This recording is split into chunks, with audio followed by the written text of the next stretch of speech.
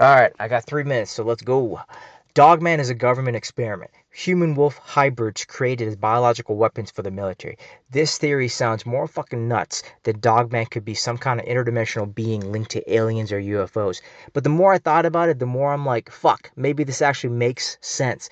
This is probably the most plausible explanation, especially after hearing Joe Barker's encounter where he unalived a dogman that attacked him, and a few government like officials were pissed that he took out their asset. I think that Dogman can be experiments, and I think it makes more sense they are. Now let me explain why this is possible.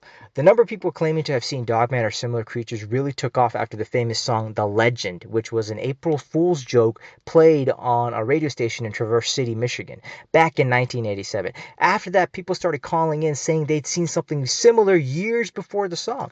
Now hundreds and hundreds upon people have shared their experiences, and sightings keep growing. But before 1987, before that song, there was almost no cryptozoologists or books talking about Dogman at all.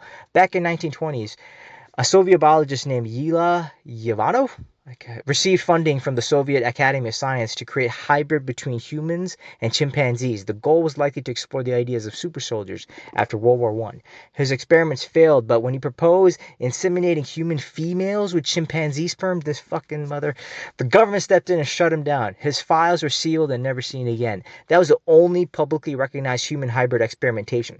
Meanwhile, rumors swirled that Nazi and Japanese scientists were also conducting brutal experiments on humans, some of them possibly aiming at achieving the same goal as the sick motherfucker Ivanov, creating enhanced soldiers. After World War II, Operation Paperclip was launched in 1945 by the US and its allies. The mission was to bring Nazi German scientists, engineers, technicians to America before the Soviets could get these intellects, especially those with expertise in rocketeer, chemistry, medicine, and weapons development.